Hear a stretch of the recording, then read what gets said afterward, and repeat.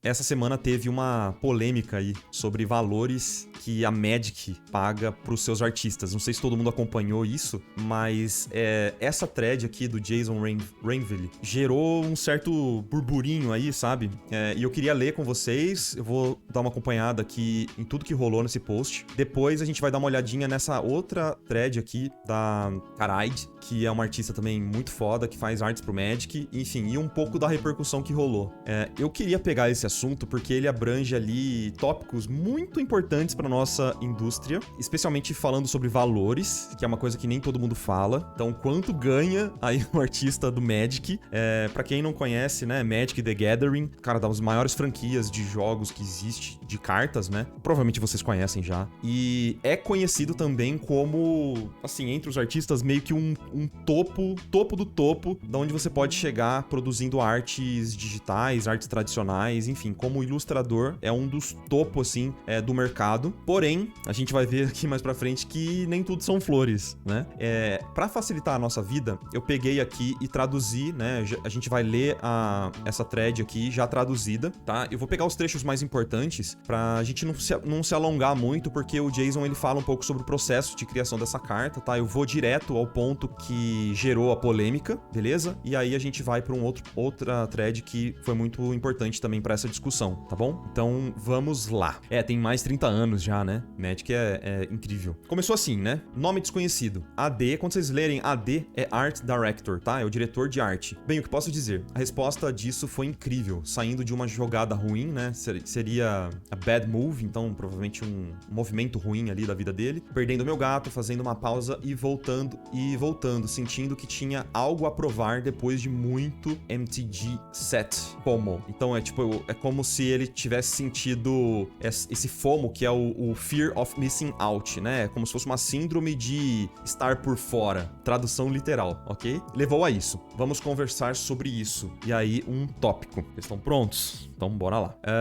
E aí, em primeiro lugar, se alguém tiver interessado na print, né? Ele deixa o link aqui no imprint, que a Sula já falou que é excelente. E aí, ele fala um pouquinho sobre o processo de criação dessa peça e tal. Eu vou pular direto pra parte da polêmica, ok? Aqui, pronto. Essa parte aqui pegou, que a galera ficou um pouco em choque, assim, né? Dá até pra ver pelo tanto de retweet, o tanto de visualização que rolou, né? Ele comentou assim: essa imagem era um cartão de pagamento base. Essa tradução ficou meio estranha, né? O que ele quis dizer aqui é que a base é o valor mínimo pra uma carta, né? Uma carta normal, digamos assim. Demorou uma semana sólida. Como ir levantar, trabalhar, dormir. Então, come, levanta, trabalha e dorme. Pra renderizar isso depois que o esboço foi aprovado. Alguns dias pra esboço. Não acho que $1.000 pague pra algo nessa qualidade e tempo que levou, né? Que foi no mínimo ali 9 dias de trabalho ininterrupto. Então, se vocês observarem a carta, basicamente o que ele falou é que ele demorou ali 9 dias pra concluir essa carta e que isso pagou pra ele $1.000, tá? Isso, obviamente, não paga um artista desse calibre, tá? Porque mesmo que se a gente considerar ali que foi uma semana pra fazer a carta, ele literalmente ganhou $4.000 em um mês. Cara, obviamente a gente tá no Brasil e a gente não pode converter quando a gente tá lidando com essa questão de valores, tá? Vamos assumir que esse cara seja estadunidense, tá? E que ele vive em dólar, digamos assim. Então ele paga todo o valor da comida dele, aluguel dele, tudo em dólar. Então são 4.000 dinheiros, exatamente, Slark. Exatamente. 4.000 dinheiros. Cara, 4.000 dinheiros pra um artista desse calibre é muito, muito, muito pouco. A Fanny comentou ali, ó. 48.000 dinheiros por ano é linha da pobreza. Cara, é muito pouco mesmo, tá? E isso aqui que gerou uma grande discussão a respeito de algumas questões de empresa, de funcionário, de trabalhos que não são tão bem remunerados quanto as pessoas achavam, né? Porque por algum motivo as pessoas tinham uma expectativa um pouco diferente em relação ao Magic, né? Porque vamos lembrar, o que eu falei antes, Magic é considerado o topo da ilustração, assim, né? De fantasia, pelo menos, de card game, seria considerado ali o topo da indústria, né? Então vamos lá. Aí ele comentou assim, ó. Portanto, isso não deve ser o novo padrão pra mim. ou em qualquer artista de MTG. MTG é o resumo de Magic the Gathering, né? Então, basicamente, ele tá falando que a qualidade dessa arte não é novo padrão que ele vai seguir ou qualquer outra coisa assim, tá? Não acho que deva levar tudo que um artista tem pra trabalhar literalmente o dia todo criando a melhor coisa que já fez pra ganhar, extrapolando $3.000 por mês, sem contar impostos, né? Então, por que o esforço? Bem, muitos dos motivos são os mesmos pelos quais tento o meu melhor a cada vez. Uma é que eu gosto de fazer um bom trabalho para quem eu estou trabalhando. Não os ternos ou a empresa, mas a equipe criativa.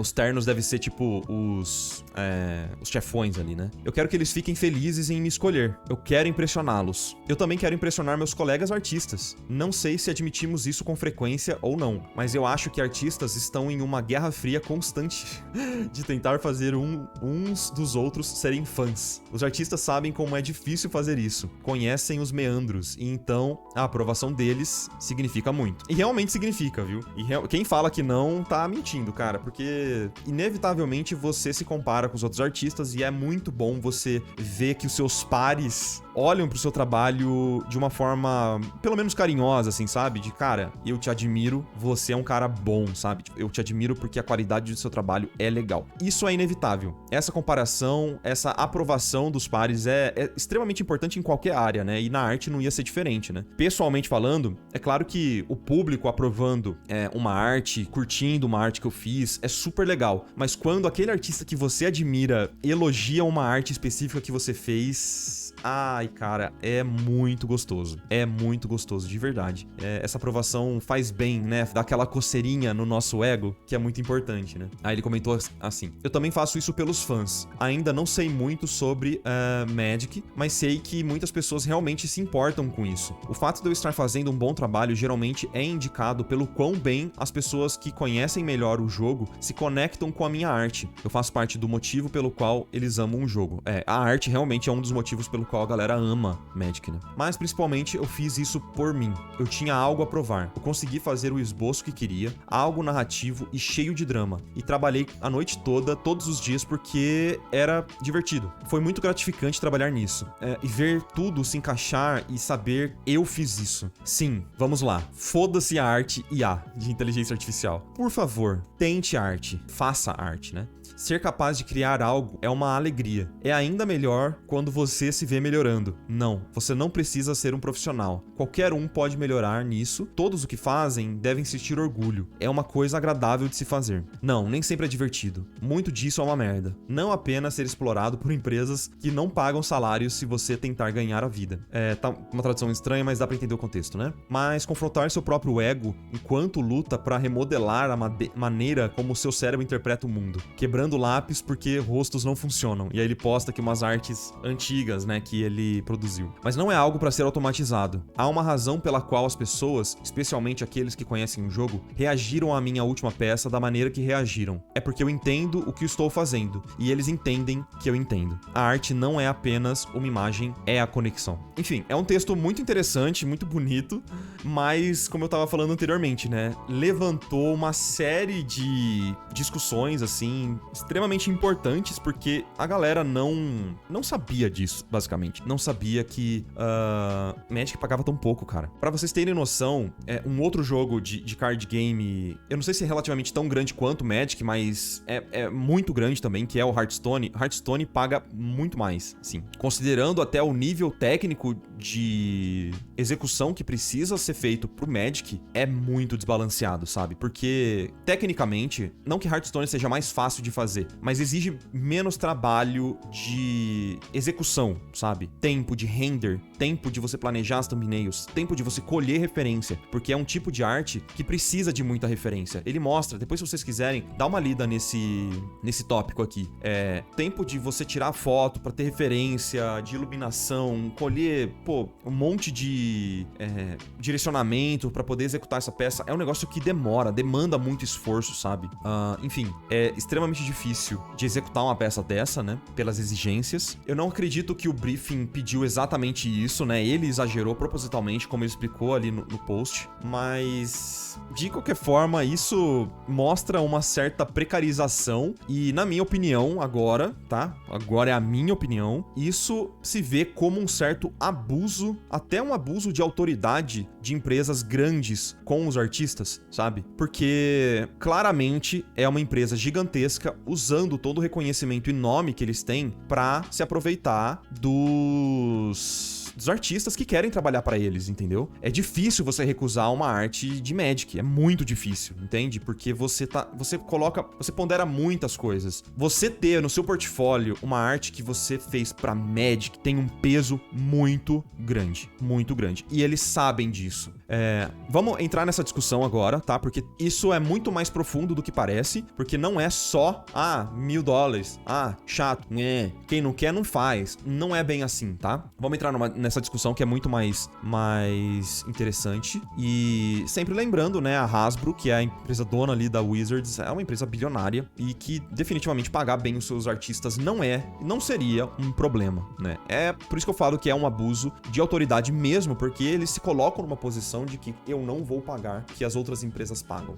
Não isentando outras empresas, tá? Não tô falando que na Blizzard isso é muito melhor, não, tá? É extremamente importante de eu deixar isso claro, ok? Vamos lá, então. A Karaide, que é uma artista, como eu já mencionei, né? Uma artista que trabalha pra Magic, já trabalhou pra várias cartas de Magic, super conceituada. Ela fez esse outro tópico, que é longo, mas que é super interessante também, e eu gostaria de ler com vocês. Vamos lá? Vendo algumas discussões sobre a taxa base de 1.000 dinheiros para uma carta de Magic, conforme o tópico do Jason, e há muita especulação realmente ruim de não artistas. Então, deixe-me esclarecer algumas coisas. A maioria dos artistas de Magic são capazes de fazer no máximo cerca de 3 ilustrações de Magic por mês. A realidade de trabalhar como artista freelancer não é comparável a trabalhar 40 horas por dia, das quais cada hora é paga. Tendemos a fazer malabarismos com várias tarefas, cada tarefa precisa ser feita em etapas para feedbacks e aprovações, e muito tempo é gasto sem fazer arte diretamente. Para garantir que possamos trabalhar nos incrementos necessários e entregar no prazo, não podemos preencher toda a nossa agenda com trabalhar na arte, entre aspas. Precisamos de buffers para comunicação, pesquisa, iteração, ajustes de acordos com feedback, criação de referências, etc. É tudo que eu falei anteriormente, né? E isso é apenas a arte. Todos nós trabalhamos X horas, não remunerados, fazendo nosso próprio marketing, trabalho administrativo, nos comunicando com fãs e novos clientes em potencial, estudos, impostos, produção, embalagem, remessa, networking, manutenção das nossas comunidades, gerenciando nossos próprios projetos e etc. Então, com tudo isso em mente, a maioria dos artistas de Magic pode fazer cerca de 3 ilustrações por mês se a Wizards of the Coast for o seu único cliente. Na taxa base, isso significa que a renda dos ilustradores que trabalham no topo do seu jogo para um dos maiores clientes de arte de fantasia do mundo é de 36 mil dinheiros sem contar impostos. Mas e as vendas de originais? Vou só fazer uma pausa aqui. Para quem não sabe, muitos artistas de Magic trabalham com arte tradicional para ter a arte original e poder vender, porque existem muitos colecionadores de arte de Magic e até colecionadores especializados, sabe? Tem um colecionador que o cara, ele tem coleção de carta de dragão, por exemplo. Então o cara, o hobby dele é comprar arte original de dragão. E ele tem uma coleção absurda. Só que não é só um cara, são vários colecionadores, né? Então rola leilão, tal. Então às vezes quando vem uma carta premiada dessa de tipo, pô, você tem que fazer um dragão. Porra, o artista já fica, meu Deus, eu vou fazer isso no tradicional porque eu preciso vender o original disso, né? Porque vai me trazer bastante dinheiro, né? Então é sobre isso basicamente que ela vai falar aqui, tá? É o porém que eu ia comentar, né? Porém, a grande maioria dos artistas do Magic trabalha digitalmente, então não tem originais pra vender. Por quê? Porque a maioria dos clientes paga em taxas fixas, o que significa que quanto mais rápido você trabalhar, mais você ganha. O digital é mais eficiente, mais barato e requer menos espaço do que o tradicional. Também é mais acessível, especialmente para pessoas sem dinheiro para investir nos materiais necessários para criar e digitalizar as pinturas de alta qualidade. Foi a decisão lógica para muitos escolher a arte digital para maximizar a sua renda em um campo que frequentemente nos paga menos. E quanto a estampas e playmats? Playmats, para quem não sabe, eu não sei se ela vai explicar aqui, mas playmats são aquelas bases para você colocar as suas cartas ali e poder jogar pessoalmente, né? Eu não sei o nome exato, gente, se alguém tiver o nome correto para isso. É tipo um tapete, perfeito. É um mousepad, um tapetinho que você coloca as suas cartas em cima. E muitos também jogadores de Magic compram esses playmats para poder personalizar, para poder escolher qual que vai jogar. É tipo é o seu drip, tá ligado? Pô, que boneca eu vou usar hoje, pá. É tipo assim, qual é o meu playmat que eu vou usar naquele campeonato, enfim. A maioria das ilustrações de Magic não são impressões ou playmats muito populares. Poucas peças têm um apelo verdadeiramente amplo. Por mais que apreciamos poder vender impressões, e a Wizards of the Coast não é a única que nos permite fazê-lo, isso raramente significa muito. Então não é uma renda realmente que incrementa ali no mês, né? Ela falou assim: tenho quase 50 ilustrações de Magic publicadas, um grande público para comercializar, algo que muitos artistas não têm, e ano passado foi o meu melhor ano em termos de vendas de impressões e playmat. Somou $2,2 mil.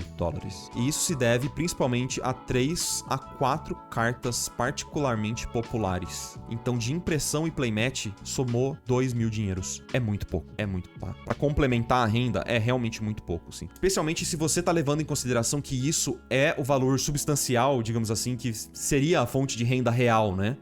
2 mil é muito pouco, é muito pouco. No ano, perdão, eu tinha achado que era... eu tinha achado que isso era no mês, é no ano. Ok, e é muito pior do que eu tinha imaginado. Ok. Não é nada. Eu estava genuinamente animada pra ter me saído tão bem com eles ano passado, mas, obviamente, $180 por mês não é uma quantia particularmente significativa. Pelo que eu vi e ouvi dos meus colegas, é o mesmo que a maioria que se limita à venda online. Muitos ganham menos. E as convenções? Enfim, também os artistas que trabalham pra Magic, na minha concepção, assim, de ignorância, quem tá nos Estados Unidos, né? A Wizards of the Coast leva os artistas pra quase tour, assim, né? Na minha concepção. Eu não sei se isso é verdade. Aparentemente não é verdade. Mas os caras são tipo rockstar nesses eventos, nessas convenções de fãs de Magic, né? Convenções e passagens aéreas são caras. É difícil justificar o custo inicial e o tempo de preparação sem a certeza de que, no mínimo, se pagará por si mesmo, muito menos gerará lucro. Essa não é uma escolha fácil pra muitos artistas de Magic. Então, realmente, como ela tá na Europa, ela tem que pagar a própria passagem, né? Então eu não sei se quem tá nos Estados Unidos paga a própria passagem. Realmente eu não tenho essa informação, mas quem tá fora do Brasil, Europa, tem que pagar a própria passagem pra poder frequentar essas convenções. E, importantíssimo dizer, né? Enquanto ela tá ali assinando carta, fazendo fundo, né, de carta e tal, que também tem esse outro mercado, né? Que é você pegar uma carta e pintar o fundo dela, né? Uma arte original, rapidinho e tal, mas, enfim.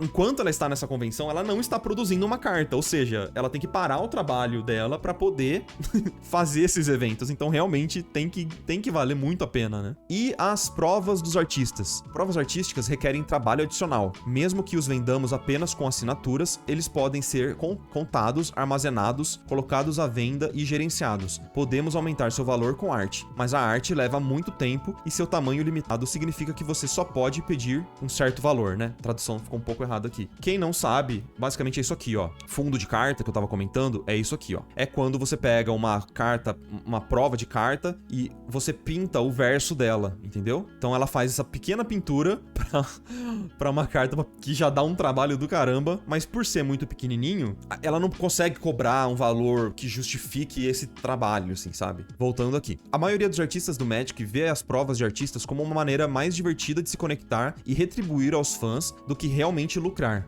Muitos nem se importam com eles. É raro que um AP resulte em um pagamento por hora melhor do que o nosso trabalho normal. Então não compensa, basicamente, fazer essas art proofs, né? AP seria art proof, né? Que seria a prova da carta ali. Que é quando a Magic faz os testes de impressão da sua carta pra testar cor, pra testar formatos, cortes, eles pegam essas provas e mandam pro artista, tá? Especialmente se você adicionar manuseio e remessa. Então, todo esse trabalho de manuseio, no final das contas, meio que realmente não paga a hora desse trabalho todo de se fazer. Então, preferivelmente, ela teria que estar fazendo outras cartas pra poder realmente pagar ali o aluguel dela, a comida dela, enfim. Então, por que não pegar arte tradicional? Muitos de nós que podem estão tentando, certamente agora. Nós não somos estúpidos. A grande parte do nosso trabalho exige que constantemente descobramos maneiras de aumentar nossa renda. Conhecemos nossas opções e sabemos o que elas exigem. Nem tudo é possível para todos por muitas razões. Eu não estou reclamando, estou apenas explicando nossa situação da perspectiva de um artista e, com sorte, esclarecendo alguns equívocos. Sim, alguns artistas do Magic estão indo muito bem. A maioria não é. A Wizards of the Coast é um cliente decente, mas também não é difícil se destacar nesse setor. Devo acrescentar que a Wizards of the Coast recentemente aumentou um pouco seus preços base. Vai ajudar, mas provavelmente ainda não é o suficiente para que muitos possam viver confortavelmente apenas com o trabalho do Magic, mesmo com o aumento. Se ajustarmos pela inflação, estamos recebendo menos hoje do que os artistas do Magic nos anos 90. Isso faz parte de uma tendência maior de estagnação dos padrões de pagamento para trabalhos de ilustração ao longo de muitas décadas. Artistas costumavam ser pagos, ajustados pela inflação, muito mais e tinham mais tempo para trabalhar. Com o tempo, tivemos que trabalhar cada vez mais rápido por menos dinheiro. Cara, em resumo, é tudo que a gente vem conversando aqui, né? Ela comparou ali com os anos 90. Isso é um ótimo exemplo de como, com o avanço tecnológico que a gente tem, o que acontece não é o artista poder ganhar mais. O que acontece dentro do capitalismo é a precarização do trabalho do artista ou de qualquer outra profissão. Isso sempre aconteceu. Isso sempre aconteceu. É por isso que eu falo, e eu não quero estender muito esse assunto, mas é por isso que eu falo que o avanço da tecnologia ele é super importante, mas dentro do capitalismo, a criação de uma AI, por exemplo, ela não vai fazer com que a gente ganhe mais. Vai fazer com que a gente trabalhe mais e ganhe menos. É isso que tá acontecendo e que vai acontecer, se nada for feito, digamos assim, tá? Isso é parte do capitalismo, essa é a essência do capitalismo. De novo, ninguém é contra a tecnologia. Eu adoro pintar no digital. Eu acho a inteligência artificial extremamente interessante, mas dentro do capitalismo isso significa uma coisa, especialmente se a gente analisar a história, tá? Aí eu vou só complementar esse post aqui com algumas respostas que foram interessantes. Eu separei uma aqui de outros dois artistas. Isso aqui foi um compartilhamento, né, de um artista que trabalhou pro Magic, eu não sei se trabalha ainda, que é o Paul Scott Canavan, e uma resposta do Randy Vargas também aqui. Então vamos lá. Ótimo tópico. É por isso que não trabalho... Tá, então já responde a minha pergunta, né? É por isso que eu não trabalho no Magic há algum tempo. Wizards of the Coast é um bom cliente e eu gosto do jogo, mas não tem sido financeiramente viável pra mim nos últimos anos. Isso pode mudar, eu gostaria de fazer mais eventualmente, mas essa é apenas a realidade de taxas baixas. O mesmo pra mim, disse aqui o Randy Vargas, né? O mesmo pra mim. Eu costumava fazer umas 5 por onda. Ondas são as waves, né, que a gente chama. Essas ondas são, por exemplo, eles vão lançar uma expansão e aí eles mandam uma onda de cartas para os artistas, tá? Então, por exemplo, pro Randy ele pegava 5 cartas por onda. Então essas ondas, eu não sei dizer exatamente se é mensal ou se é a cada 2 meses. Eu sinceramente não sei dizer quais são as ondas pro Magic. Eu sei dizer que pra, por exemplo, Hearthstone era a cada 2 meses, mais ou menos, tá? Cada wave eram a cada 2 meses. Então, por exemplo, eles te dão um prazo ali de 2 meses e quantas cartas você quer pegar. A Fanny disse ali no chat, cada wave é a cada 3 meses, a gente chama de edição. Então, no Magic isso é chamado de edição ou waves, enfim. Então, a cada 3 meses o Randy aqui pegava 5 cartas, tá? Eu costumava fazer umas 5 por onda, só pra cobrir as minhas despesas. Quase me matei no processo. Pego uma ou duas ocasionalmente agora, porque eu adoro trabalhar com esses diretores de arte, mas também não pôde sustentar isso por mais tempo, provavelmente. Deve ser tipo, não posso sustentar isso por mais tempo. É o que todo mundo fala, cara, basicamente é isso. Tipo, os artistas pegam as cartas porque eles gostam dos diretores de arte, eles gostam da comunidade, mas tem sempre um porém, né? A Karaide respondeu ele aqui, ó. Eu lembro disso, você era uma máquina absoluta no início. Claro, você não é realmente uma máquina, e eu estou feliz que você esteja cuidando melhor de si mesmo agora. É tudo um ato de equilíbrio. Obrigado, Ailsi. Eu não sei como ler o nome da Karaide, tá, gente? Perdão. Eu sou péssimo nisso, mas aos poucos eu chego lá. Então, gente, eu quero voltar aqui e ler algumas outras respostas, tá? Algumas perguntas a respeito disso, tá? Vamos lá. Essa Meira disse assim: pergunta genuína. Ter um Patreon onde você se oferece para compartilhar work in progress, né? WIPs, seria processo de uma arte, speed paints ou outro conteúdo relacionado ao processo de arte, ajudaria a ganhar um pouco mais? Alguns fãs hardcore de Magic, fã do artista ou apenas outros artistas curiosos poderiam estar interessados? Aí ela respondeu assim: na verdade, Patreon, como o Ko-fi e plataformas semelhantes, exigem um público existente e um marketing ativo para funcionar. Patreons lucrativos tendem a contar com ofertas de recompensa que representam mais trabalho para o artista, que significa que é apenas mais uma agitação lateral. A agitação lateral deve ser tipo um trabalho paralelo, né? E não um dinheiro extra. Peraí, a taxa base do Magic é de apenas $1.000? Isso é algo que eu poderia teoricamente pagar se economizasse para um artista favorito. Isso é um pagamento muito ruim, na minha opinião. Especialmente em um jogo que meio que depende de arte das cartas para ser comercializável.